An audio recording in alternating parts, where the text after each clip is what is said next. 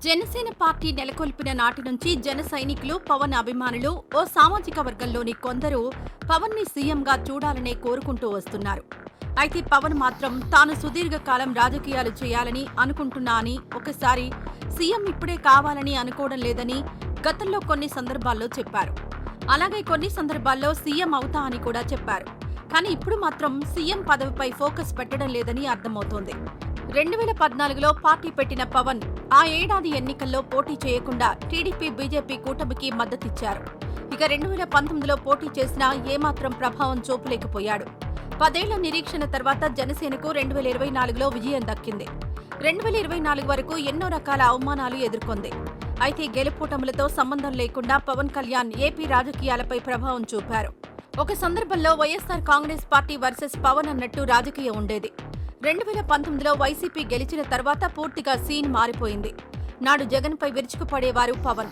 పవన్పై జగన్తో పాటు వైసీపీ నేతలు వ్యక్తిగత విమర్శలు చేసేవారు. ఈ క్రమంలో పవన్ సైతం స్ట్రాంగ్ గా రియాక్ట్ అయ్యారు. ఈ క్రమంలో వైఎస్సార్ కాంగ్రెస్ పార్టీతో పాటు జగన్మోహన్ రెడ్డిని పాతాళానికి తొక్కేస్తారని శపథం చేశారు. అనుకున్నది చేసి చూపించారు.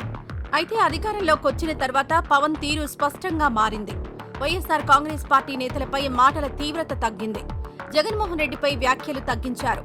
అయితే ఏడాది తర్వాత ఇప్పుడు కూటమి ప్రభుత్వ వైఫల్యాలను ఎండగట్టేందుకు జగన్మోహన్ రెడ్డి జనాల మధ్యకొస్తున్నారు.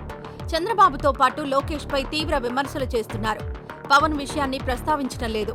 పవన్ సైతం సైలెంట్ గా ఉండడంతో రకరకాల కథనాలు నడిచాయి. అయితే తాజాగా వైఎస్సార్ కాంగ్రెస్ పార్టీకి గట్టి హెచ్చరికలు జారీ చేశారు. కూటమి ఐక్యతకు తాను ప్రాధాన్యమిస్తానని, మరో 20 సంవత్సరాలు కూటమే ఉంటుందని స్పష్టం చేశారు. అలాగే బాబు 10 ఏళ్లు సీఎంగా ఉంటారని చెబుతూ వస్తున్నారు. అంటే అప్పటి వరకు పవన్ సీఎం పదవి తీసుకోరా? 10 ఏళ్ల తర్వాత బాబు జమానా ముగిస్తే అప్పుడు కూటమి ఉంటుందా, లేక ఒంటరిగా పోటీ చేస్తే జనసేన అధికారాన్ని సొంతం చేసుకుంటుందా అంటే అది ప్రస్తుతానికి చెప్పడం కష్టమే. అయితే జన సైనికులు కోరుకుంటున్నట్టు, వారు ఆశపడుతున్నట్టు సీఎం పీఠాన్ని మాత్రం కోరుకోవడం లేదు. అదే సమయంలో జగన్తో పోరు కొనసాగించే పరిస్థితులు మాత్రం కనిపిస్తున్నాయి. ఒకవేళ చంద్రబాబు యాక్టివ్ పాలిటిక్స్ కి దూరం అయితే పవన్ వర్సెస్ జగన్ పోరు సాగడం ఖాయం. అప్పుడు జగన్ ని ఓడించి సీఎం పీఠం ఎక్కుతారేమో.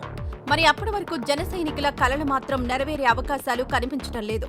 ఆ దిశగా పవన్ కూడా ప్రయత్నాలు చేయడం లేదని స్పష్టమవుతోంది.